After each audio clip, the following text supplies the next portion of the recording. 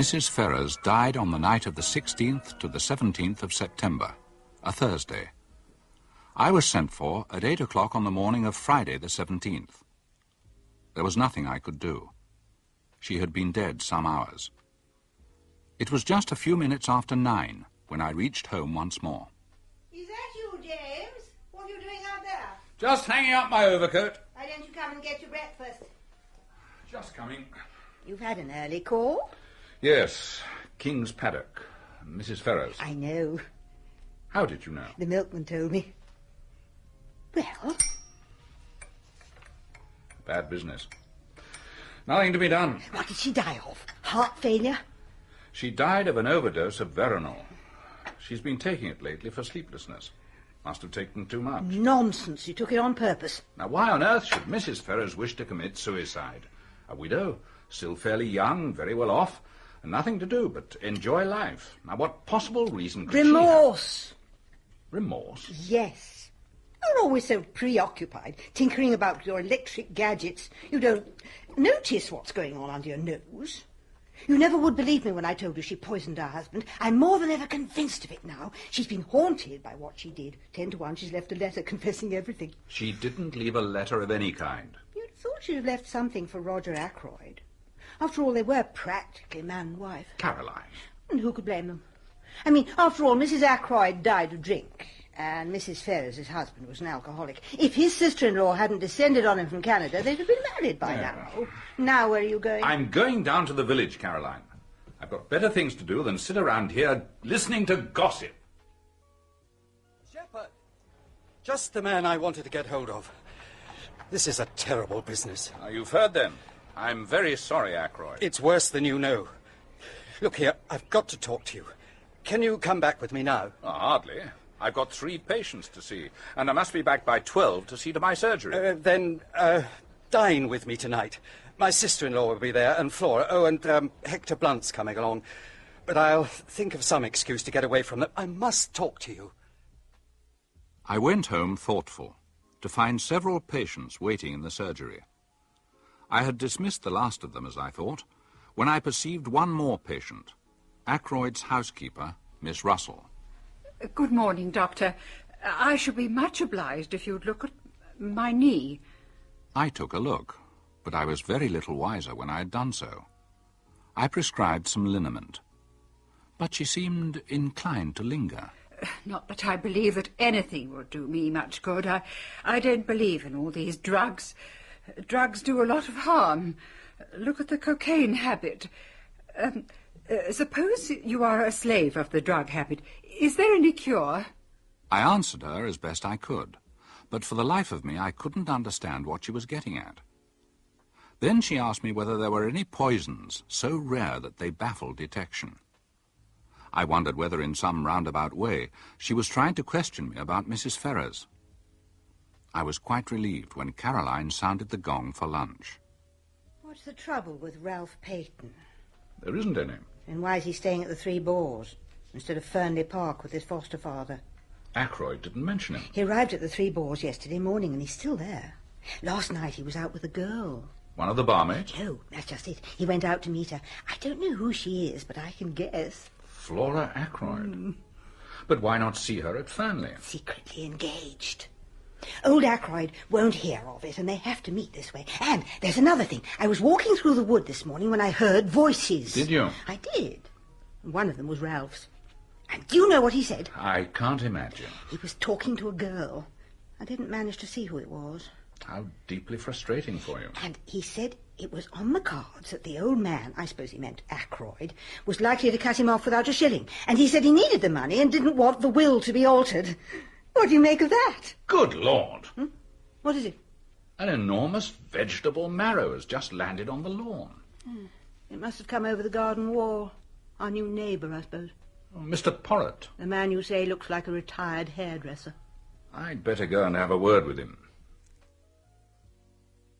I demand of you 1,000 pardons, monsieur. I suddenly became impatient with the marrows. I seized the biggest and hurled him over the wall. Well, I sincerely hope that doesn't mean you... No, do not disquiet yourself. It is not with me a habit.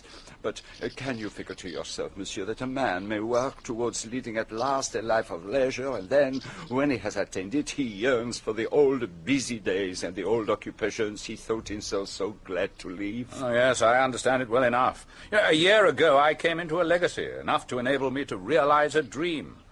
I've always wanted to travel, to see the world.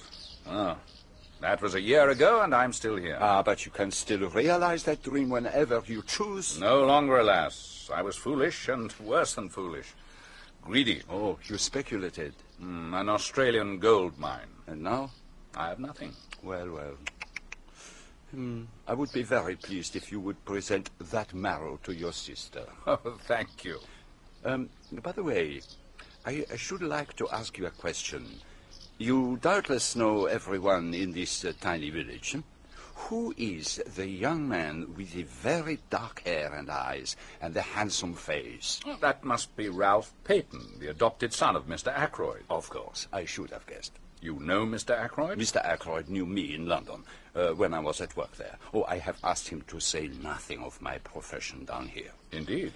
And so, Ralph Peyton is going to marry Mr. Ackroyd's niece, the charming Miss Flora. Who told you so? Mr. Ackroyd. About a week ago. But there is something about that young man I do not understand.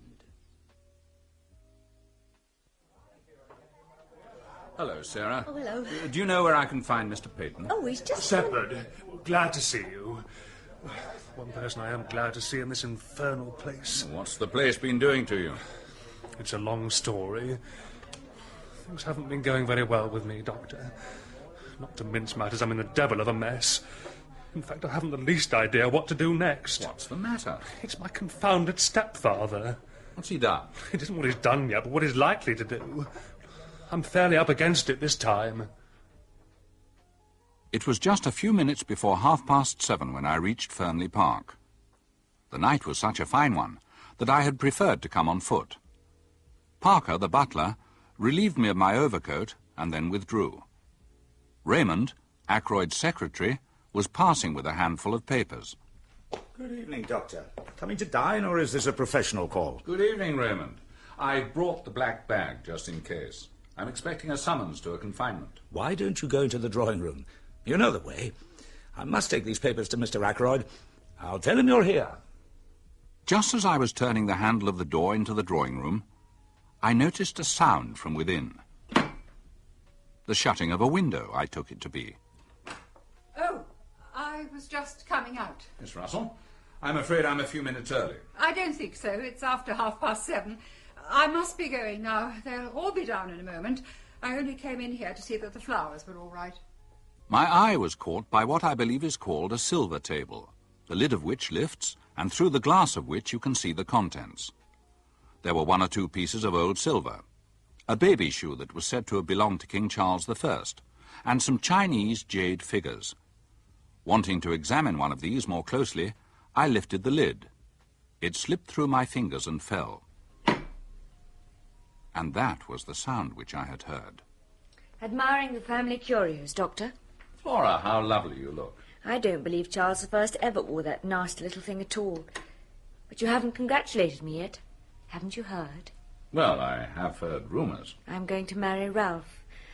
Uncle is very pleased. It keeps me in the family, you see. Excuse me, Miss Flora, Doctor, dinner is served. Dinner was not a cheerful affair. Ackroyd was visibly preoccupied. His sister-in-law gushed in an ice-cold way. Hector Blunt looked as if he'd rather be out on the veldt shooting big game. And Flora was unusually silent. When the meal was over, Ackroyd slipped his arm through mine and led me off to his study. Bring your bag with you. Then they'll think it's a professional consultation. Make sure the window's closed, will you? And put the latch across. Closed and latched. Now, what on earth's the matter? Come here and sit down. No one can hear us, can they? No, the door's closed. What's the trouble? Shepherd, You attended Ashley Ferrers in his last illness, didn't you? Yes, I did. Did it ever enter your head that he might have been poisoned? I'll tell you the truth. At the time, I had no suspicions whatever, but since...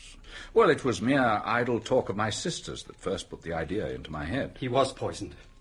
Who by? His wife. How do you know that? She told me so herself. When? Yesterday. Oh, my God, yesterday. It seems 10 years ago. I want your advice, Shepherd, in absolute confidence, of course. I can't carry the weight of all this by myself. Why don't you tell me the whole story? How did Mrs. Ferrers come to make this confession to you? 3 months ago, I asked her to marry me, and she refused. I asked her again, and she consented, but wouldn't allow me to make the engagement public until her year of mourning was up. Yesterday, I called upon her to remind her that it was a year and 3 weeks since her husband's death.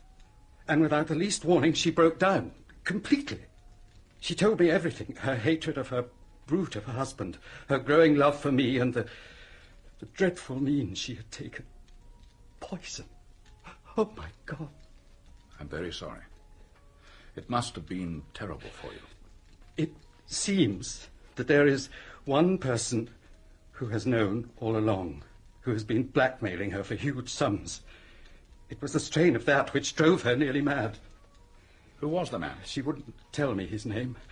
She asked me for 24 hours, made me promise to do nothing until the end of that time. She told me that I would hear from her. It never entered my head what she meant to do. Suicide. But the responsibility for her death doesn't lie at your door. The question is, what am I to do now? How am I to get hold of that scoundrel who drove her to her death as surely as if he'd killed her? Is he to go scot-free? You mean you want to hunt him down? I'm convinced that by deliberately choosing death, she wanted the whole thing to come out, if only to be revenged on the man who drove her to desperation. Yes? Who is it? The Evening Post, sir. Yes, thank you, Parker. This is her writing, Shepherd.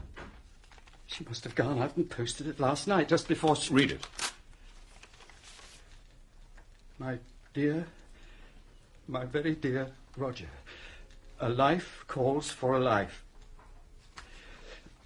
Shepherd, forgive me, but I must read this alone. It was meant for my eyes and my eyes only. At least read it through while I'm here. No, I'd rather wait. Well, at least read the name of the man. I'm sorry, Shepherd, no. And so I left him there, with the letter still unread. I hesitated with my hand on the door handle, looking back and wondering if there was anything I had left undone. I told Parker that his master did not wish to be disturbed, and stepped out into the night. The clock of the village church was striking 9 as I passed through the lodge gates.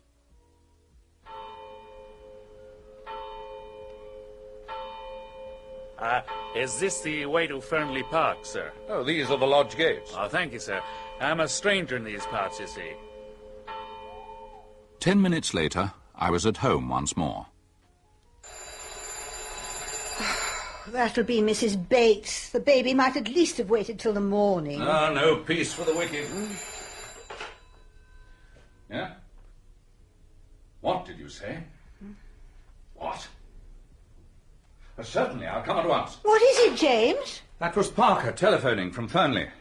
They've just found Roger Ackroyd. Murdered.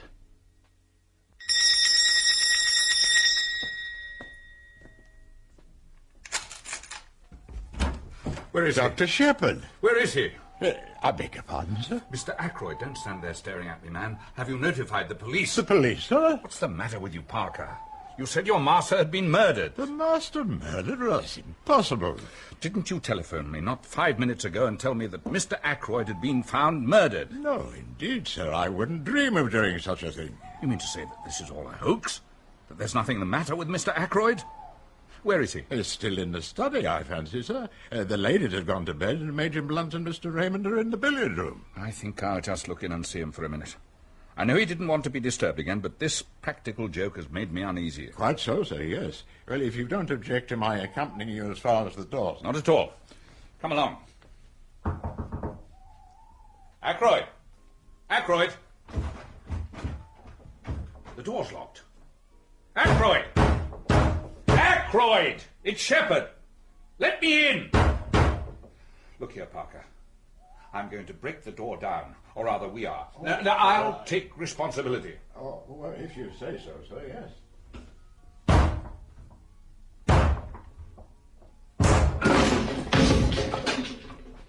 Oh, my God. There's a dagger in the back of his neck. Don't touch it. You must go at once to the telephone and ring up the police station. Tell them what has happened. A bad business, Doctor. No possibility of accident or suicide? None whatever. You say you had a telephone message from the butler. A message I never sent. I've not been near the telephone the whole evening. Very odd, that. Did it sound like Parker's voice, Doctor? Well, I can't say I noticed. I took it for granted, you see. And how long do you think he's been dead? Half an hour at least, perhaps longer. And the door was locked on the inside. What about the window? I closed and bolted it earlier this evening, at Mr. Ackroyd's request. Well, it's open now, anyway. This is the way he went, all right, and got in. See the footmarks? Rubber studs in the shoes, plain as a pikestaff. Has anyone seen any suspicious-looking strangers hanging about? Mr. Raymond, have you? No. As a matter of fact, I have.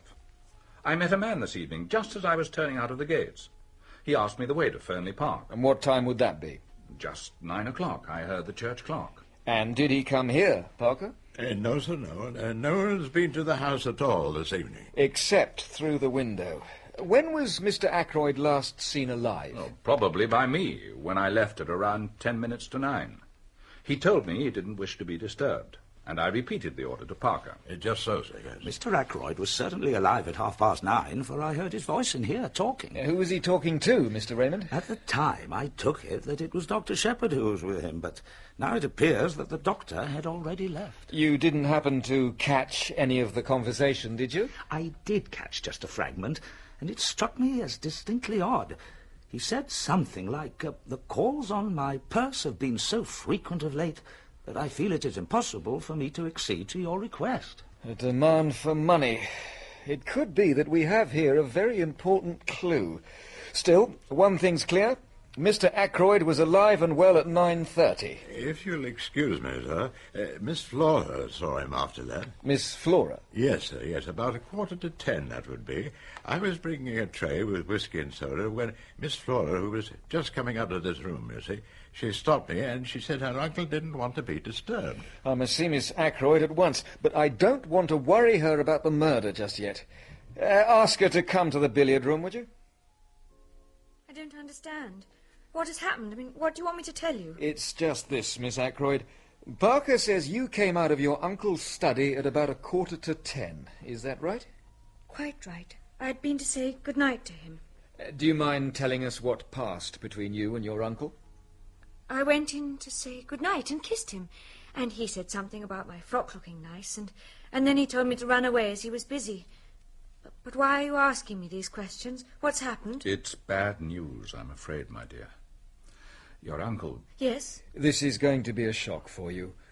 Your uncle is dead. When? Very soon after you left him, I'm afraid. Oh. Catch her, Doctor. She's going to faint. How is the young lady, Doctor? Coming round nicely. Mrs. Ackroyd's with her. Mrs. Ackroyd? Her mother. Ackroyd's sister-in-law. Ah, yes. Now take a look at the murder weapon, Doctor. Something of a curio, I should think. The edge is razor sharp. A child could drive that into a man. Where did it come from, I wonder? I gave it to him. Did you? And who are you, sir? This is Major Blunt, an old friend of Mr. Ackroyd's. You identify the dagger positively, Major Blunt? Absolutely. No doubt about it whatever. I bought it in Tunis. I knew it was the kind of thing he would like. And where was this curio usually kept? In the silver table in the drawing room. Good Lord. Yes, Doctor? It's probably of no importance. But when I arrived for dinner, I heard the lid of the silver table being shut down in the drawing room. How did you know it was the silver table lid? I made a long, tedious explanation to the inspector, who then took it into his head to take the fingerprints of Raymond and Parker and Major Blunt and myself. And that concluded the night's proceedings. In the morning, I hurried unforgivably over my round, and I returned to find Caroline in a state of great excitement. Flora Ackroyd had come to see me. Dr. Shepherd, I have come to ask you to help me. Of course he'll help you, my dear. What can I do for you? I want you to come to the Larches with me. The Larches? It's only next door. To see that funny little man? Yes. You know who he is, don't you? We fancied he might be a retired hairdresser. A hairdresser? He's Hercule Poirot, the private detective. He's supposed to have been one of the greatest criminal investigators in Europe. So that's who he is. But why do you want to go and see him? To get him to investigate this murder, of course. Oh, Ralph may have done foolish things in the past, but he wouldn't murder anyone. What has Ralph got to do with it? Oh, Flora, you must believe me. I never thought it of him. But then why did you go to the Three Boars last night, on your way home, after Uncle's body was found? How did you know about that? I went there this morning. I heard from the servants that Ralph was staying there. You had no idea that he was in King's Abbot? No, I was astounded. I went there and asked for him. They told me what I suppose they told you last night, that he went out at about 9 o'clock yesterday evening and never came back. And that's why you want to go to Hercule Poirot. Now, isn't it better to leave things as they are? The police don't suspect Ralph in the least. But that's just it. They do suspect him. A man from Cranchester turned up this morning. Inspector Raglan, a horrid, weaselly little man. I found he'd been to the Three Boars this morning before me. Oh, please let us go to this Monsieur Poirot. But what is it that you wish me to accomplish, mademoiselle? I want you to find the murderer. I see. But the police will do that, will they not? They might make a mistake. I want the truth. All the truth? All the truth. Then I accept. And I hope you will not regret those words. Now, tell me all the circumstances. Dr. Shepherd had better tell you. He knows more than I do. I told Poirot the facts as I saw them, and then took him off to meet the officer in charge of the case. Inspector Raglan, monsieur. We've no need for amateurs to come butting in. It is true that I have retired from the world. I never intended to take up a case again. Above all things, I have a horror of publicity, so I must beg that in the case of my being able to contribute something to the solution of the mystery, my name may not be mentioned. Well, of course, I've heard you've had some very remarkable successes. I have had much experience, and I admire enormously your English police. If you would permit me to assist you, I would be honored and flattered. Then I'd better tell you about the latest development, Mr. Poirot. We've been able to fingerprint all those present in the house at the time of the murder, and none of their prints correspond to what we found on the murder weapon. And those of Captain Ralph Peton? I see you don't let the grass grow under your feet, Mr. Poirot. It'll be a pleasure to work with you, I'm sure. We're going to take that young gentleman's fingerprints as soon as we can lay hands upon him. What have you got against Mr. Peyton, Inspector? He went out just on 9 o'clock last night. Was seen in the neighbourhood of Fernley Park somewhere about 9:30. Not been seen since. Believed to be in serious money difficulties. I've got a pair of his shoes here. Shoes with rubber studs on them. He had 2 pairs, almost exactly alike. I'm going up there now to compare them with the footmarks found at the window. Care to come along to the scene of the crime, Mr. Poirot? And this is where the body was found? In this chair, yes. And this letter you spoke of, where was it when you left the room? Mr. Ackroyd had laid it down on this little table at his right hand. And apart from the letter being missing, everything was in its place? Yes, I think so. There was a fire in the grate, I see. When you found Mr. Ackroyd, how was the fire? Was it low? I really can't say. Perhaps... Could you ring for the butler, Doctor? Yes, of course. Now, tell me, Monsieur le Docteur, when you broke down the door, was the hilt of the dagger plainly visible from the door? Yes. Both you and Parker could see it at once? Yes. The bell rang, sir. Come in, Parker. This gentleman wants to ask you something. When you broke down the door with Dr. Shepherd last night and found your master dead, what was the state of the fire? It had burned very low, sir. It was almost out. Look around you, my good Parker.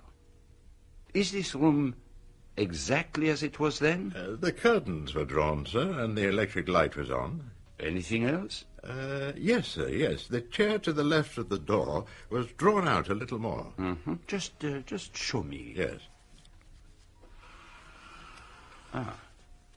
The chair was facing the door. Yes, sir, yes. Voilà, curieux. No one would want to sit in a chair in such a position, I fancy. Now, who pushed it back into place again, I wonder? Did you, my friend? No, sir. I was too upset with seeing the master. Did you, Doctor? Can't help you, I'm afraid. Curious. Well, surely it isn't important. No, it is completely unimportant. That is why it is so interesting. Will that be all, sir? Yes, Parker, for the moment. Yes. Thank you. I wish you'd tell me about your methods, Monsieur Poirot. The point about the fire, for instance. Oh, that was very simple. You leave Mr. Ackroyd at 10 minutes to 9, was it not? Yes, exactly, I should say. Now, the window at that time is closed and bolted, and the door unlocked. At 10:15, when the body is discovered, the door is locked, and the window is open. Who opened it? Well, clearly only Mr. Ackroyd himself could have done so, and for one of two reasons. Either because he was unbearably hot, or because he admitted someone that way. Now, we know from the excellent Parker that the fire was nearly out. So, he must have opened the window to let someone in, someone known to him, since he had previously shown himself uneasy on the subject of that same window. Put like that, it sounds so simple. Here is the good Inspector Davis. That telephone call has been traced. It did not come from here. It was put through to Dr. Shepherd at 10:15 last night from a public call box at King's Abbot Station. And at 10:23, the night mail leaves for Liverpool. And there's precious little chance of anyone being noticed telephoning at that time of night. But why telephone at all? That's what I find so extraordinary. Seems no rhyme or reason in the thing. Be sure, Inspector, there was a reason. But what reason could it be? When we know that, we shall know everything. This case is very curious and very interesting. Now, you say it was 9 o'clock, Dr. Shepherd, when you met the stranger outside the gate. Yes, I heard the church clock chime the hour. How long would it take him to reach the house, to reach the window, for instance? 5 minutes at the outside. 2 or 3 minutes only, if he took the path at the right of the drive. But to do that, he would have to know the way. That's true. We could find out, doubtless, if Mr. Ackroyd had received any strangers during the past week. The secretary, Raymond, could tell you that. Or Parker. Why don't we talk to them both? No, I can't remember anyone. Can you, Parker? There was the young man who came on Wednesday, sir, from Curtis and Trout, I understood he was. But that's not the kind of stranger that Monsieur Poirot means. Mr. Ackroyd had some idea of purchasing a dictaphone. The firm in question sent down their representative, but nothing came of it. Mr. Ackroyd did not decide to purchase. Oh, well, there is nothing in that, then. Thank you, gentlemen. Good day, Monsieur Poirot. It doesn't look as if this is going to be much of a case, Mr. Poirot. I'm sorry, too. A nice enough fellow gone wrong. But tell me, how have you been able to pinpoint the murderer so precisely in so short a time? Let me show you my method, Monsieur. The doctor here says that Mr. Ackroyd was dead by 10 o'clock at the latest. You stick to that, Doctor? Oh, certainly. And Mr. Ackroyd was last seen alive by his niece at 9:45. On this sheet of paper, I have a list of where everyone in the house was in that crucial quarter of an hour. Apart from a couple of maids who I think we can rule out on the grounds of motive, we know exactly where everyone was. A very complete list. May I keep it? Of course, Mr. Poirot. I have a copy. But now we come to the essential point. The woman at the lodge, Mary Black, was pulling the curtains when she saw Ralph Peyton turn in at the gate and go up to the house. She is sure of that? Quite sure. She knows him well by sight. And what time was that? 25 minutes past 9. It all fits in without a flaw. At around 9:30, Mr. Raymond hears Mr. Ackroyd refusing to give someone some money. Captain Peyton leaves, as he has entered through the window. He walks along the terrace, angry and baffled. He comes to the open drawing-room window. While Miss Flora is saying good-night to her uncle, he steals in and takes the dagger from the silver table. And then he returns to the study. I needn't go into details. He goes straight to the station, rings up from there. Why? It's difficult to say exactly why he did that, but murderers do funny things. But come along, I'll show you those footprints. We got these shoes from Peyton's room at the Three Boars. They're not the same pair that actually made these prints, but you can see they're almost exactly the same. But surely a great many people wear shoes with rubber studs in them. That's so, of course. I shouldn't put so much stress on the footmarks if it wasn't for everything else. A very foolish young man, Captain Ralph Peyton, to leave so much evidence of his presence. The cleverest of them makes mistakes sometimes. And now, gentlemen, if you'll excuse me, I'll be getting back to Cranchester to make my report. Good day, Inspector. Au revoir. Do you see the little summer house over there, Doctor? It arouses my curiosity. If you can spare the time, shall we investigate it together?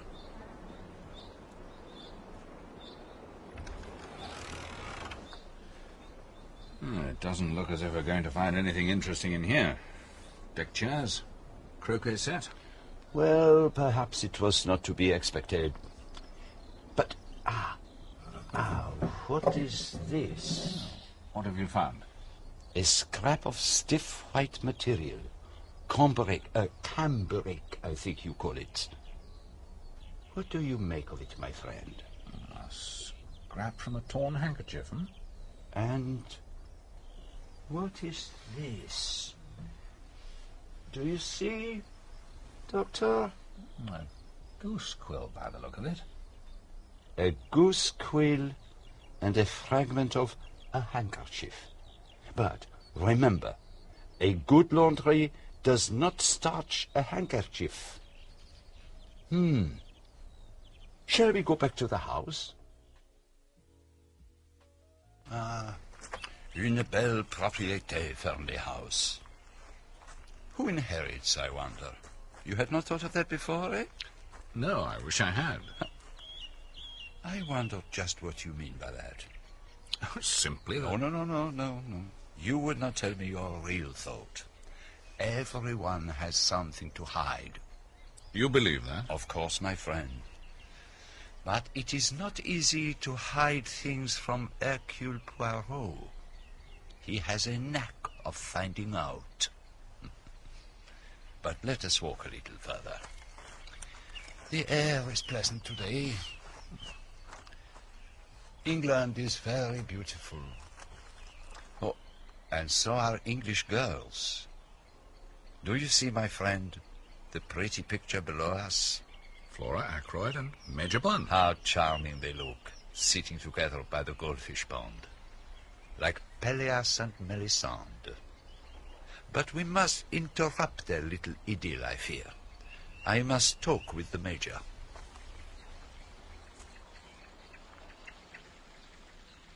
Flora. Hello. Major. This is Monsieur Hercule Poirot, Hector. I expect you've heard of him. And I know Major Blunt by reputation from his exploits in Africa. I'm glad that I've encountered you, monsieur. I am in need of some information that you can give me. Only too glad to be of assistance. When did you last see Mr. Ackroyd alive?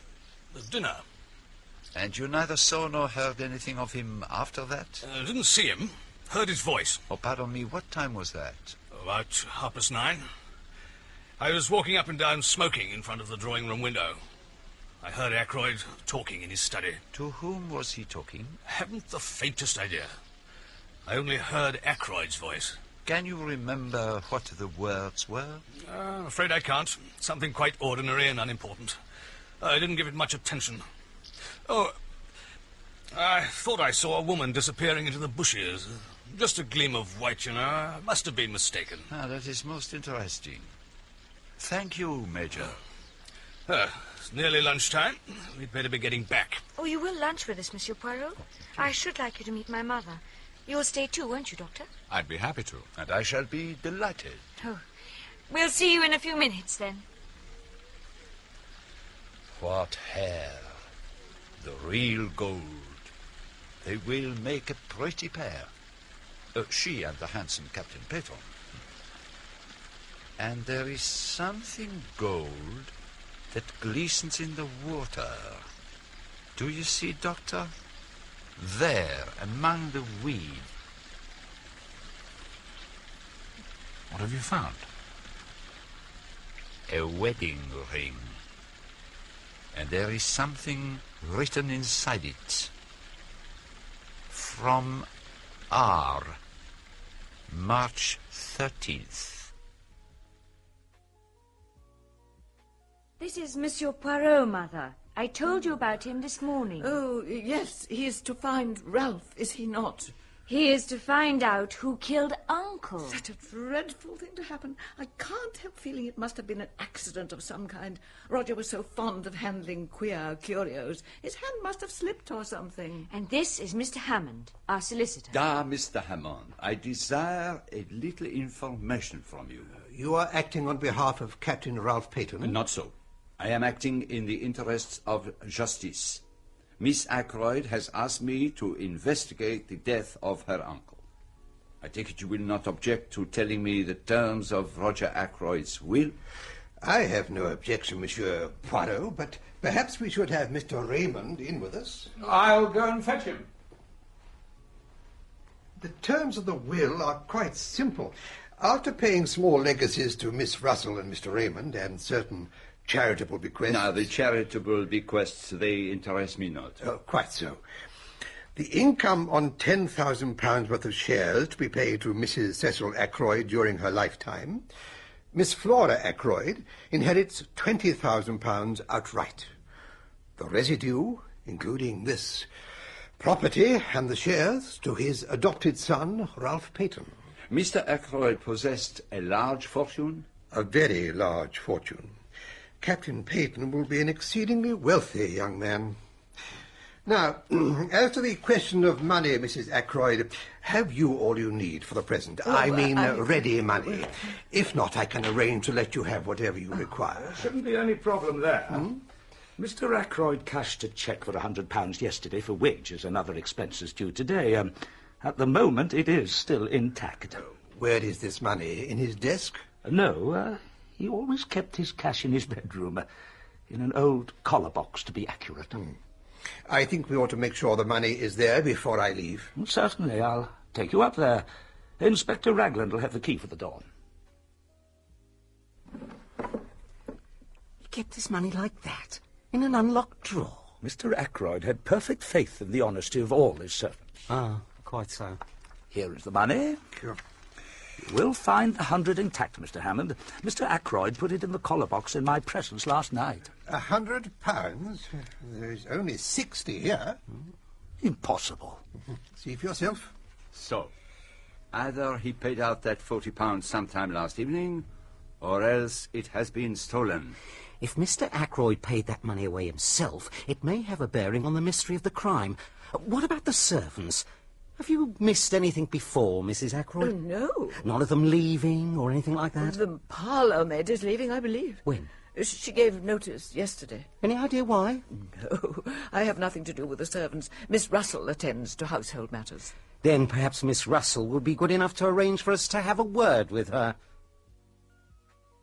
We will leave the questioning to Inspector Ragland, my dear doctor. Yes, of course. Ursula Bourne, Inspector. I understand you are leaving, Miss Bourne. Yes, sir. Why is that? I disarranged some papers on Mr. Ackroyd's desk. He was very angry about it and said I had better leave. Were you up in Mr. Ackroyd's bedroom at all last night? Tidying up or anything? No, sir. That is the housemaid's work. I never went near that part of the house. I must tell you, my girl, that a large sum of money is missing from Mr. Ackroyd's room. I know nothing about any money. If you think I took it and that is why Mr. Ackroyd dismissed me, you're wrong. I am not accusing you of anything, my girl. Don't flare up, sir. Excuse me. It was yesterday afternoon that Mr. Ackroyd dismissed you. How long did the interview last? I don't know. 20 minutes? Half an hour? It's something like that. Not longer? Not longer than half an hour, certainly. Thank you, mademoiselle. That'll do, Miss Bourne. Good day, Inspector. Has she been here long? Have you got a copy of her references? Yes, I should have it here. Here you are, Inspector. Thank you. Reads all right. Mrs. Richard Folliot, Marby Grange, Marby. Know anything about her? Quite good county people. Thank you, Miss Russell. I think that'll be all for now. Very well. Perhaps you would be so kind as to keep me company on the way home, Doctor. Do you really wish to aid me? To take part in this investigation? Yes, indeed. Would it be possible for you to go to Marby tomorrow, say? Tomorrow's Sunday. Yes, I could manage it. What do you want me to do there? See this Mrs. Folliot, who wrote the reference. Find out all you can about Ursula Bourne. Oh, very well. But I don't much care for the job. Oh, please, help me, Doctor. A man's life may depend on it. My little outing to Marby yielded nothing. Mrs. Folliot looked uncomfortable and ill at ease when I mentioned the name of Ursula Bourne, and would tell me nothing about her beyond the fact that she had worked there for a time and was capable and satisfactory. Whatever the mystery centering round Ursula Bourne might be, I was not going to learn it through Mrs. Folliot. When I arrived home, Caroline had that look of suppressed exultation on her face which I know only too well. Poirot had paid a call on her. It seems he has an insane nephew and is trying to find somewhere local where he can be treated. Why he should have thought Caroline could help him, I cannot imagine. Unfortunately, he managed to worm out of her the conversation she overheard in the wood that night. I fear it will only help Raglan to tighten the noose round Ralph Peyton's neck. He looks bad, Mr. Poirot. If only we had Captain Peyton's fingerprints. At least we'd know whether they were the ones on the dagger. Monsieur l'Inspecteur, beware of the blind, comment dire, the little street that has no end. Oh, you mean a blind alley? That is it. So it may be with those fingerprints. Come now, you've got to admit that those prints were made by someone who was in the house that night. Bien entendu. You have not overlooked anyone? No one. The quick or the dead? The quick? You mean? The dead. I am suggesting that the fingerprints on the dagger handle are those of Mr. Ackroyd himself, that the murderer closed his dead victim's hand round the dagger handle. Well, it's an idea. I'll look into it. But don't you be disappointed if nothing comes of it. No. Another time I must be more careful of his amour-propre. And now, my friend, there is something I would like you to arrange for me. A little family reunion round the table. Ackroyd's sister-in-law, Flora, Major Blunt, Mr. Raymond, and, of course, yourself. It sounds more like a ghastly board meeting, but I'll do my best. In about half an hour? Messieurs, Mesdames, I have called you together for a special purpose.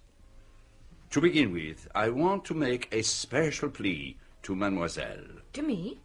Mademoiselle, you are engaged to Captain Ralph Peyton. If anyone is in his confidence, you are. Will you not trust me and tell me where he is hiding? Monsieur Poirot, I swear to you that I have no idea of where Ralph is, and that I have neither seen him nor heard from him, either on the day of the murder or since.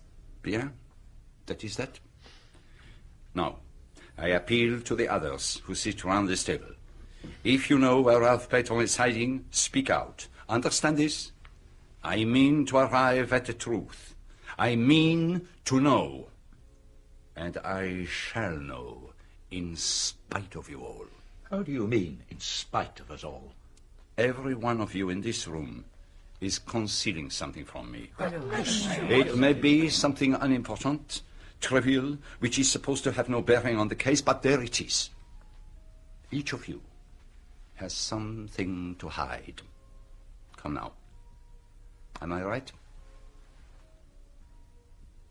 I am answered. I appeal to you all. Tell me the truth. Will no one speak? C'est dommage. I wish you'd tell me what you really think of it all. You have seen what I have seen. Should not our ideas be the same? I'm afraid you're laughing at me. I've no experience in matters of this kind, and I'm trying to keep a journal of the case. Are you, Doctor? You must let me have a look at it. Very well, then. The first thing is to get a clear history of what happened that evening, always bearing in mind that the person who speaks may be lying. So, first, Dr. Shepherd leaves the house at 10 minutes to 9. How do I know that? Because I told you so. And you might not be speaking the truth. But Parker confirms it, and we accept your statement. At 9 o'clock, you run into a man just outside the park gates. How do I know that this is so? I told you so. Ah, you know that it is so. But how am I to know? So, I talk around the village, and the maid of Miss Gannett says she met your mysterious stranger inquiring for Fernley Park a few minutes before you did. And the barmaid at the Three Boars says he had a drink there, and he mentioned having just come over from the States. Did it strike you that he had an American accent? Come to think of it, yes, he had. So, we accept your stranger. And there is also this, which, you remember, I picked up in the summer house. Ah, the little quill. And you know that feathers like this are used to sniff drugs. It is a method used by drug addicts in the United States of America. So, you're suggesting that the stranger went to the summer house to meet somebody. But who was that somebody? Exactly the question. Now, another point. What did you think of the parlour-maid story? Does it take half an hour to dismiss a servant? You bewilder me. And there is still the mystery of the telephone call and the pushed-out chair. Do you really think the latter important? Or perhaps not. I will not press the point. Tell me instead, what were Ralph Breton's reasons for disappearing? I can only think that his nerve must have failed him. Yes, that is true, but we must not lose sight of one thing. I know what you're going to say. Motive. Ralph Peyton inherits a great fortune by his uncle's death. That is one motive. But do you realize there are 3 separate motives staring us in the face? Somebody stole the envelope containing evidence of the blackmailer's identity. Was that why Ackroyd was killed? And was Peyton the blackmailer? And then there is the fact that he was in some scrape which he feared might reach his uncle's ears. Well, put like that, the case does seem black against him. Does it? 3 motives? It is almost too much. I am inclined to believe that, after all, Ralph Peyton is innocent. After that talk with Poirot, the affair seemed to me to enter on a different phase. Up till the Monday evening, I had played Watson to his Holmes. After then, our ways diverged, and Poirot was busy on his own account. But that challenge of his to the company round the table had its effect, as I was soon to discover. On Tuesday morning, I had a summons from Ackroyd's sister-in-law.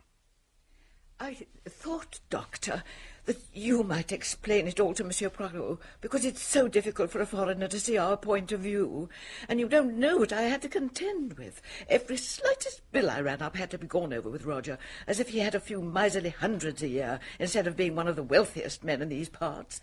And then I got these letters, abusive letters, threatening letters, and so I wanted to know how I stood. I expected that Roger would provide for me in his will, but I didn't know. And then, on Friday afternoon... Yes, on Friday afternoon. Everyone seemed to be out, so I went into Roger's study. There was nothing underhand about it. He'd left his keys in the lock of the top drawer of his desk. So you searched the desk. Did you find the will? As I got to the bottom drawer, the parlour-maid Bourne came in. Of course, I shut the drawer and called her attention to a few specks of dust on the surface, but I didn't like the way she looked. I never have liked that girl very much. Too well educated, for one thing. And what happened next? Nothing. At least Roger came in, and I told him I'd come in to get punch. Bourne stayed behind, and I heard her asking Roger if she could speak to him for a minute. I went straight up to my room to lie down. Bourne may have made some extraordinary story out of it all. You will explain to Monsieur Poirot, won't you? But my curiosity about the parlour-maid had been awakened. She was in the hall, and I could see that she'd been crying. I'll get your coat, sir. How is it that you told us that Mr. Ackroyd sent for you, when I now hear that it was you who asked to speak to him? I meant to leave in any case. Excuse me, sir. Is there any news of Captain Peyton? None that I know of. He ought to come back. Does no one know where he is? Do you? I know nothing. But anyone who was a friend to him would tell him this. He ought to come back. I thought I had better report all this to Poirot. But he had a new bee in his bonnet. He was obsessed by the colour of Ralph Peyton's boots. He had asked Caroline to find out for him, as the boot boy at the Three Boars had reported that they were black. It is a great pity. Ah, well. Now, on the Friday morning before the murder, I believe that Miss Russell, the housekeeper, came to consult you. Is it indiscreet to ask what passed at the interview? Apart from the medical details, I mean. Not at all. We talked for a few minutes about poisons and the ease or difficulty of detecting them, and about drug-taking and drug-takers. With special reference to cocaine? How did you know? Oh, just a thought.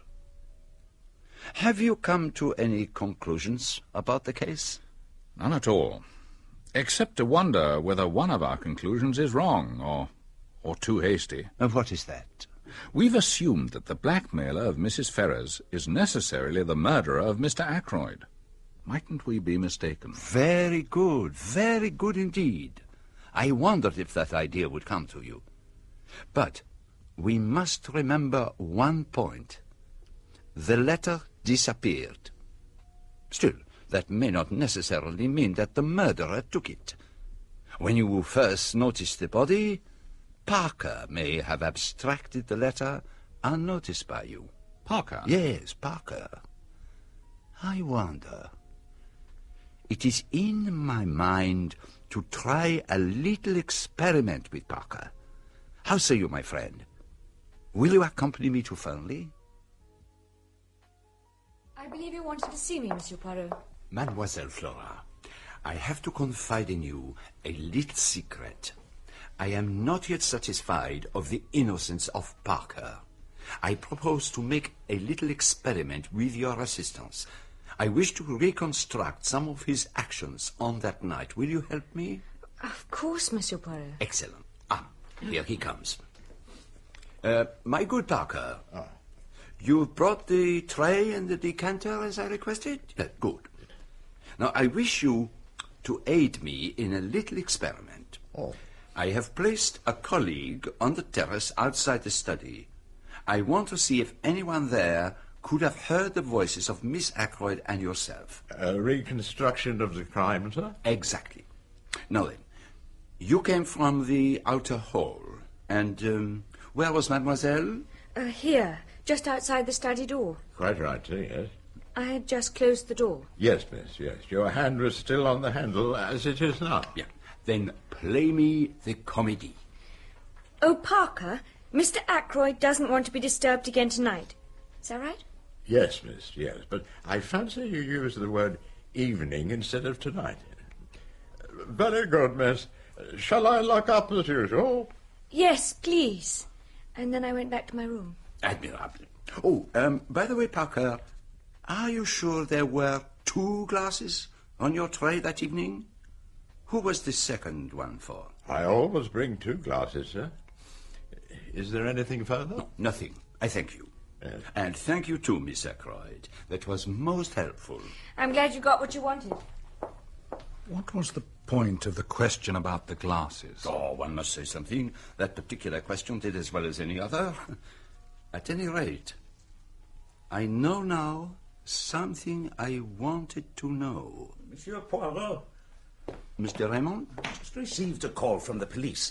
A man has been detained at Liverpool. His name is Charles Kent, and he is believed to be the stranger who visited Fernley that night. They want you and Dr. Shepherd to go to Liverpool. Well, my dear doctor, is this the man? The height's the same, and as far as general appearance goes, it might well be the man in question. Look, what the hell is all this? I demand to know why I'm being detained here. What am I supposed to have done? It is the man. I recognize the voice. And where do you suppose you heard it before? On Friday evening last, outside the gates of Fernley Park. You asked me the way there. Do you admit it, Mr. Kent? I admit nothing, and I'll say nothing until I know why you're holding me. Have you not read the papers in the last few days? You mean the murder, I suppose. You're surely not trying to pin that on me. You were there that night. And how do you know that? By this goose quill. It is yours, I think. You dropped it in the summer house that night. So I was there. Tell me this, though. According to the papers, the man was killed between 9:45 and 10 o'clock. Is that so? That is so. Then you've nothing to keep me here for. I was away from Fernley Park by 9:25. You can ask at a pub called the Dog and Whistle out on the Cranchester Road. I was there at 9:45. They'll remember me. I had a brawl with the bartender. Inquiries will be made. If you're telling the truth, you won't have anything to complain about. What were you doing at Fernley Park, anyway? I went there to meet someone. Who? That's none of your business. Your name is Charles Kent. Where were you born? That's none of your business either, but I'm a British citizen, if that's what you want to know. Yes, I think you are. I fancy you were born in Kent. And now, since we can do no more until the good inspector has made his inquiries, we may as well return to King's Abbot. Well, Kent's alibi's right enough. Confirmed by the man at the bar and 3 other witnesses. Are you going to release him, Inspector? Then see what else we can do. If I were you, I should not release him yet. Why not? He can't have anything to do with the murder. We know Ackroyd was alive at 9:45. You admit that, don't you? I admit nothing that is not proved. But we've got Miss Ackroyd's evidence. I do not always believe what a charming young lady tells me. Parker saw her coming out of the room. No. That is just what he did not see. That was the point of my little experiment the other day. You remember, Doctor? Parker saw her outside the door with her hand on the handle. He did not see her come out of the door. But where else could she have been? Perhaps on the stairs? But those stairs lead only to Mr. Ackroyd's bedroom. Precisely. What would she have been doing in her uncle's bedroom? And why would she lie about it? That is just the question we should be asking ourselves. You mean the money? You're not suggesting it was Miss Ackroyd who took that £40? Life was not easy for that mother and daughter. Roger Ackroyd was a peculiar man over money matters. I don't believe it. It's not credible. There's only one thing for it. We must tackle that young lady right away. Flora was sitting in the billiard room with Major Blunt. To my consternation, she insisted on his staying there, though she must have had some idea of what was coming. Flora, I simply can't believe it. Oh, no, Hector. Monsieur Poirot is right. I took that money. I am a thief. A common, vulgar little thief. I'm glad it's come out. It's been a nightmare these last few days. Lying, cheating, running up bills, promising to pay. Flora, surely you could have... There was nothing I could have done. At any rate, I'm real now. I'm not pretending to be the kind of girl you like. Young and innocent and simple. I don't care if you never want to see me again. If I had thought that for one moment that speaking the truth would have made things better for Ralph... Ralph! Always Ralph. You don't understand. You never will. I never did see my uncle that evening after he left the dinner table. As to money, you can take what steps you please. Nothing could be worse than it is now. So, that's that. Inspector, Miss Ackroyd never touched that money. Roger gave it to me for a very particular purpose. She is lying to protect Ralph. I'm prepared to go into the witness box and swear that I had the money. Major Blunt, I am not in the least deceived by your little fantasy. But it is very good what you have done there. I am not in the least concerned about your opinion of me, monsieur. But you must listen to me. The other day I spoke of concealments. What you have been seeking to conceal from the world is your love for Mademoiselle Flora. But take my advice. Do not conceal it from her. What do you mean by that? You think that she loves Graf Breton, but that is not so. She is loyal, and she is bound by honor to stick to him. But her heart was not in the idea of marriage. Do you really think... If you doubt me, ask her yourself. She went into the garden, I think. I've been every kind of fool. You're a good fellow, Poirot. Thank you. Not every kind of fool. Only a fool in love. This alters everything. All those alibis are worthless. 9:30, that's the time we've got to hang on to now. You were quite right about not releasing that man Kent. He could certainly have done the murder and got to the Dog and Whistle if he ran. But he couldn't have made the telephone call. Why do we always come up against that telephone call? Why, indeed. It is curious. I mustn't waste any more time. I must find out precisely what everyone was doing from 9:30. The good inspector is going to have a busy time. Now, my dear doctor, there is something I want you to do. I want you to send a note to Miss Russell and make a time for her to come to your surgery. Whatever for? Because I want to talk to her without the whole village knowing. And if she comes to your surgery, no one will suspect, least of all the good lady herself. So long as I am allowed to be present. Oh, but naturally, your own surgery. And now, I have a little surprise for you. Read this. The police have for some days been seeking for Captain Ralph Peyton, the nephew of Mr. Ackroyd of Fernley Park, whose death occurred under such tragic circumstances last Friday. Captain Peyton has been found at Liverpool, where he was on the point of embarking for America. But it's not true. He's not in Liverpool. No, he has not been found at Liverpool. I managed to persuade the inspector to send this to the press for tomorrow's papers. I assured him that very interesting results would follow. That beats me what you expect to get out of that. Aha. You should employ your little grey cells. And now, if you would be good enough to do me that little favour? Oh, yes, the message for Miss Russell. You know, I'm very curious to know what you're up to. Miss Russell, Charles Kent has been arrested at Liverpool. Well, what of it? I thought you might be interested, that is all. Why should I be? Who is this Charles Kent? He is a man, mademoiselle, who was seen at Fernley on the night of the murder. We want to know what he was doing there, who it was he went to meet. He didn't kill Ackroyd. He never went near the study. He didn't do it. You must believe me. I do believe you. But I had to make you speak. Is what you said true? That he is suspected of the crime? Yes. And you alone can save him by telling the truth. He came to see me. I went out to meet him. In the summer house. How do you know? It is the business of Hercule Poirot to know things. You went out to meet him at 9:10. What did you say to each other? It's difficult, you see. Mademoiselle, what you tell us need not go beyond these four walls. Charles Kent is your son, is he not? Good Lord. But no one's ever known. It was so long ago. In Kent. I was not married. I got work. I managed to pay for his board and lodging. I never told him that I was his mother, but he turned out badly. He drank, and then he took to drugs. I scraped together the money for his passage to Canada. He was there for 2 years, and then somehow or other he found out that I was his mother, and he wrote asking for money. Finally, I heard from him back in this country again. He was coming to see me at Fernley. So you arranged to see him in the summer house? I dared not let him come up to the house. I brought with me all the money I had, and I gave it to him, but he was very rough and abusive. What time did he leave? It must have been between 20 and 29 minutes past 9.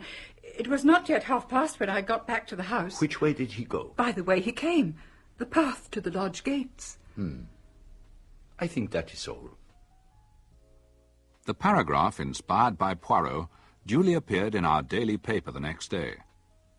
I was in the dark as to its purpose, but its effect on Caroline was immense. I knew he'd try to get away to America. That's what Crippen did. Without much success. Poor boy, now they've caught him. Well, there's one person who's reacted pretty quickly. And who is that? Flora Ackroyd. She's engaged to Hector Blunt. But Mr. Poirot is here. He's sure to know all about it. Good day, Doctor. I have a little commission for you, my friend. Don't worry, I'll go. I want to arrange a little conference this evening at my house. You will attend, will you not? Of course. I also need all those in the house. That is to say, Mrs. Ackroyd, Mademoiselle Flora, Major Blunt, Mr. Raymond. You will ask them, yes? With pleasure. The parlour-maid from Fernley's here, Ursula Bourne. She's in a terrible way, poor thing. She says she must see Mr. Poirot at once. Doctor, Monsieur Poirot. Miss Bourne? No. No, that is not quite right. It is not Miss Bourne, is it, my child? But Mrs. Ralph Peyton. Oh, there, my dear. It'll be all right. You'll see. Everything will be all right. This is very weak and silly of me. No, my child. We can all realize the strain of this last week. It must have been a terrible ordeal. I saw this in the paper this morning. It says that Ralph has been arrested, so I need not pretend any longer. All the same, I think you will do well to make a clean breast of things. So you will tell me the whole story, will you not? If I am to save your husband, I must know all there is to know. What I want to know is why this child was masquerading as a parlour-maid. For a living. My family is Irish. Impoverished gentlefolk, I suppose you might call them. I didn't want to become a governess, so I decided I would take on a job as parlour-maid. My sister wrote me a reference, and I was taken on at Fernley Hall. I enjoyed the work, and I had plenty of time to myself. I met Ralph Peyton, and we fell in love. I didn't like the idea of a secret marriage, but he told me his uncle would never hear of his marrying a penniless girl. So no one knew about it. No one? Not a soul. Ralph had always had debts. He's not good with money, and his troubles got worse and worse. But Mr. Ackroyd refused to lift a finger to help him. And then, one day, I knew nothing of this, of course. Mr. Ackroyd told Ralph that it was the desire of his heart that Ralph should marry Flora, and that if Ralph did so, he would clear his debts. And Ralph accepted. I mean, God knows how he thought he was going to get out of it all. They both stipulated that the whole thing should be kept secret, but without any warning, Mr. Ackroyd decided to announce the engagement. It was like a bombshell. I was desperate. Ralph came down from town, and we met in a wood on the estate. He still wanted me to keep our marriage secret, but I told him I was going straight to Mr. Ackroyd. We had a terrible row and parted. You poor soul. So I went to Mr. Ackroyd, and he was very angry and very bitter, mainly against Ralph, but also against me, because he was convinced that I had deliberately set out to trap Ralph. That evening I met Ralph again in the little summer house. He accused me of ruining his relationship with his foster father. I told him he was a coward and a cheat. And we parted. And then I heard that Mr. Ackroyd had been murdered. And since that night I have neither seen nor heard from Ralph. Mademoiselle, what time was it when you parted from Ralph Peyton in the summer house? This is something I've gone over and over again in my mind. I reached the summer house at 27 minutes to 10. Ralph was waiting for me. I was with him for a few minutes. No longer. It was 10:15 when I got back to the house. Who left the summer house first? I did. Leaving Ralph Peyton there? Yes. But you don't think... It is of no importance what I think. Where did you go? Up to my room. And stayed there until... About 10 o'clock. Is there anyone who can prove that? Prove that I was in my room? But surely no one... Thinks that it was you who went up by the window and stabbed Mr. Ackroyd as he sat in his chair? Yes. They might think just that. Oh, God. Don't worry, my dear. Mr. Poirot doesn't think that, really. As for that husband of yours, I don't think much of him. Running away and leaving you to face the music. This evening I shall want Madame to attend my little reunion. 9 o'clock at my house. It is most necessary that she should be there. Mrs. Ackroyd, Miss Flora Ackroyd, Major Blunt, Mr. Geoffrey Raymond, Mrs. Ralph Peyton, John Parker, Elizabeth Russell. All present and correct. Every one of you had the opportunity to kill Mr. Ackroyd. I don't like it. I don't like it. I would much prefer to go home. You cannot go home, madame, until you have heard what I have to say. I will start at the beginning. When Miss Ackroyd asked me to investigate the case, I went to Fernley Park with Dr. Shepherd. My eye was caught by a little summer house, and I searched it carefully. There I found two things, a scrap of starched cambric and an empty goose quill. The scrap of cambric immediately suggested a maid's apron, and I noticed from Inspector Ragland's list that one of the maids, Ursula Bourne, had no real alibi. The quill suggested a taker of drugs, and Dr. Shepherd had encountered a stranger with an American accent. Was this the man who Ursula Bourne had met in the summer house? But then I began to suspect that there had been two meetings in the summer house that night, and I discovered that Dr. Shepherd's mysterious stranger had in fact come to Fernley to meet Miss Russell, the housekeeper. Who then did Ursula Bourne come to meet? I found this ring, a wedding ring with "From R" engraved inside it. So, it was Ralph Peyton to whom she was secretly married. And this revealed another unexpected point. It could not have been Ralph Peyton who was with Mr. Ackroyd in the study at 9:30. So, we come now to the most interesting part of the crime. Who was in the room with Mr. Ackroyd at 9:30? And then I posed my cleverest, my most audacious question. Was anyone with him? But I distinctly heard his voice. So did Major Blunt. Just a moment.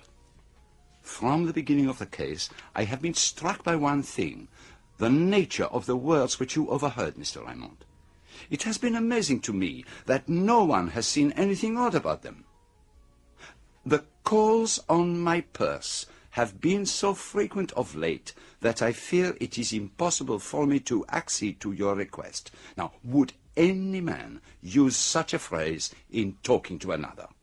Now, if he had been dictating a letter... You mean he was reading a letter aloud? Even so, he must have been reading to someone. Ah, you are forgetting one thing. The stranger who called at the house the preceding Wednesday. The man from the dictaphone company. A dictaphone? Is that what you think? I inquired of the company. Mr. Ackroyd did purchase a dictaphone. Why he concealed the matter from you, I do not know. But surely this still leaves the basic position unchanged.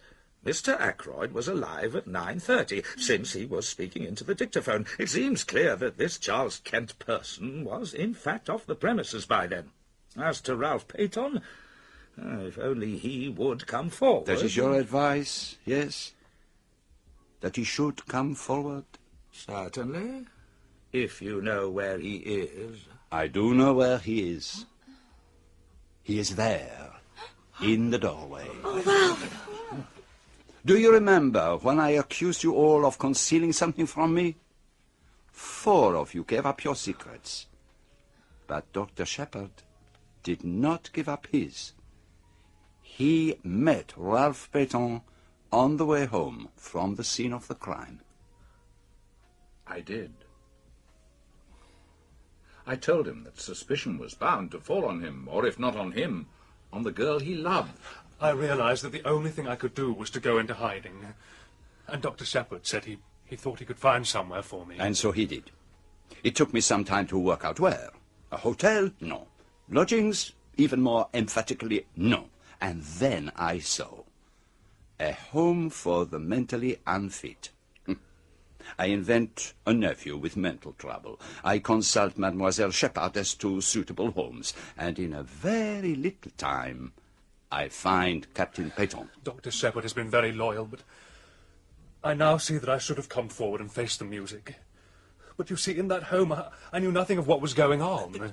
What did happen that night? You know it already. I left the summer house at about 9:45 and tramped about the lanes trying to make up my mind as to what to do next. I'm bound to admit that I've not the shadow of an alibi, but I swear to you I never went into that study. No alibi. I believe you, of course, but it's a bad business. It makes things very simple, though. Very simple indeed. What do you mean? Just this. To save Captain Pétain, the real criminal must confess. I did not invite Inspector Ackroyd tonight for a very special reason. I did not want to tell him all that I knew. At least I did not want to tell him tonight. I know the murderer is in this room now. It is to the murderer I speak. Tomorrow, the truth goes to Inspector Raglan. You understand? Monsieur et Madame, this reunion of mine is at an end.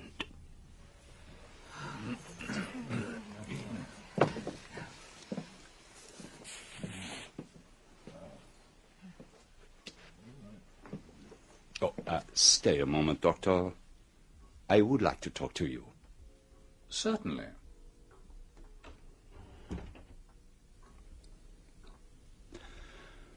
Well, my friend, and what do you think of it all?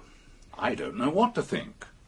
Why not go straight to Inspector Raglan with the truth, instead of giving the murderer a chance to escape? The murderer cannot escape. There is only one way out, and that way does not lead to freedom.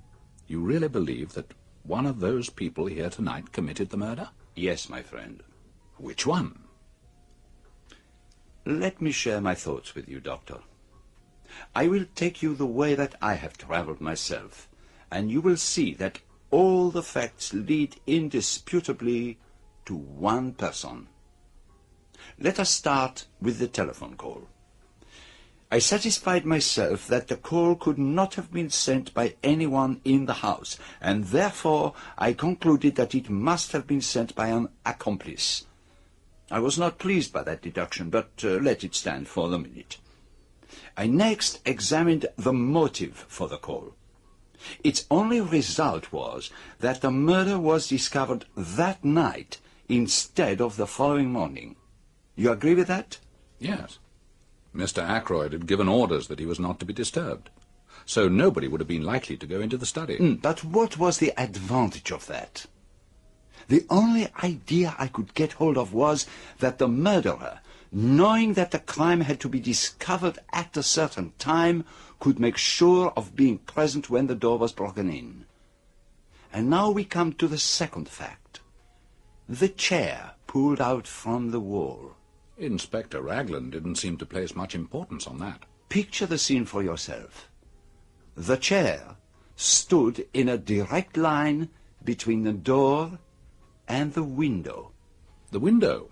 But I soon abandoned that supposition, because the chair concealed very little. But what it did conceal was a little table with magazines on it. Supposing that there had been something on that table not intended to be seen. Something placed there by the murderer. But what could that have been? Now, we know that a dictaphone was supplied to Mr. Ackroyd. Why was no dictaphone found? I never thought of that. So, it was the dictaphone. But a dictaphone cannot be slipped casually into the pocket. There must have been a receptacle capable of holding it. So, the figure of the murderer is taking shape. A person who was on the scene of the crime straight away, but who might not have been if the crime had been discovered the following morning. A person carrying a receptacle into which the dictaphone might be fitted. But why remove the dictaphone? What was the point? Ah, you are like Mr. Raymond. You take it for granted that what was heard at 9:30 was Mr. Ackroyd speaking into a dictaphone. But consider a minute. You dictate into it, and at some later time, a typist turns it on, and the voice speaks again. You mean? Yes. At 9:30, Mr. Ackroyd was already dead. It was the dictaphone speaking, not the man. And the murderer switched it on. Or had attached to it some mechanical device to set it off at a particular time.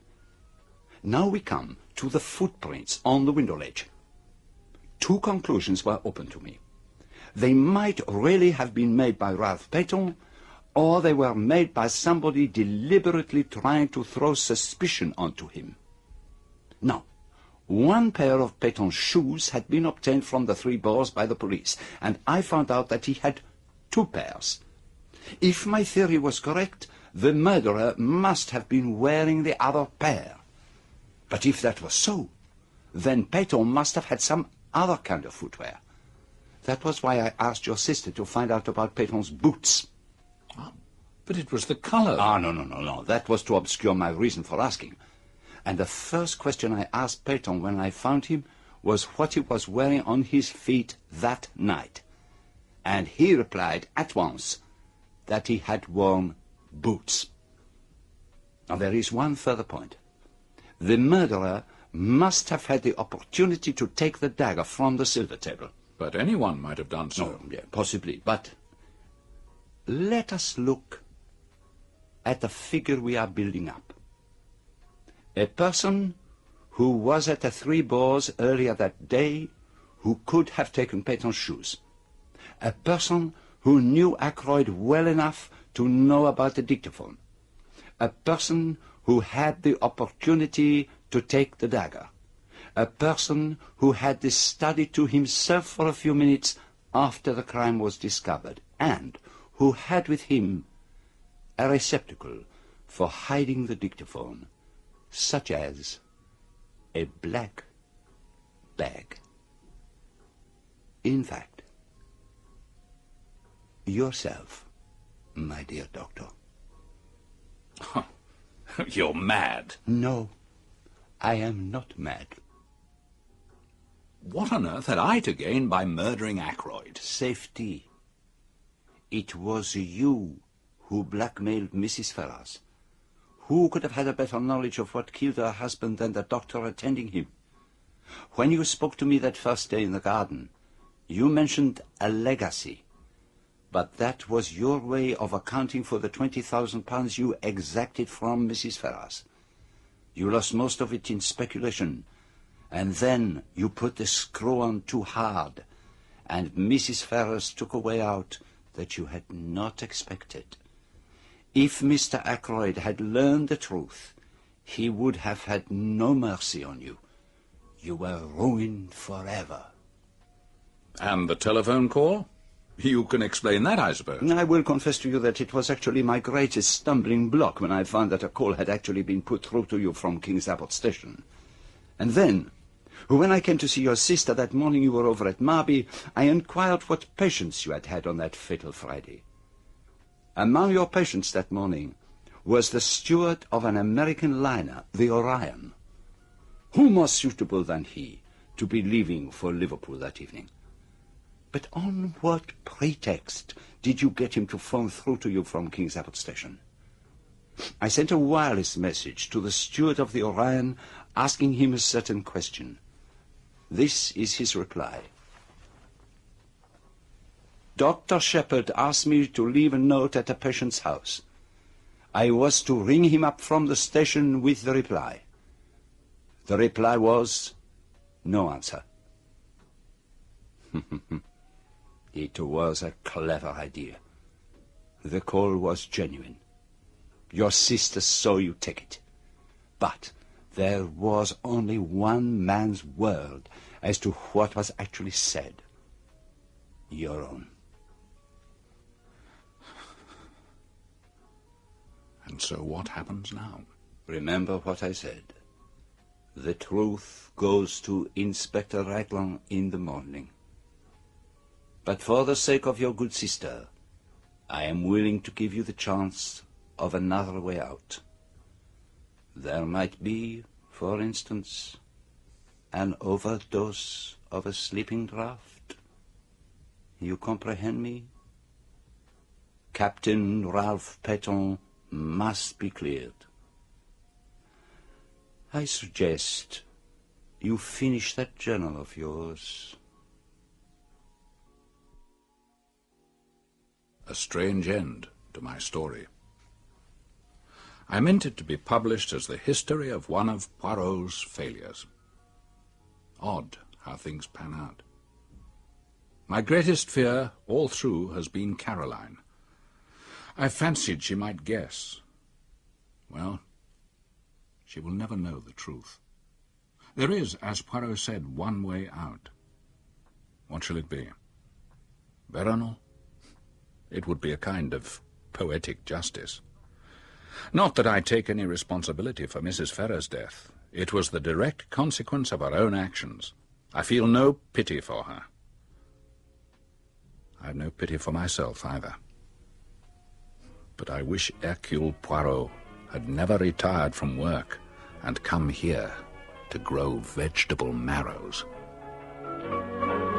In The Murder of Roger Ackroyd by Agatha Christie, dramatised for radio by Michael Bakewell, Hercule Poirot was played by John Moffat and Dr. Shepherd by John Woodvine.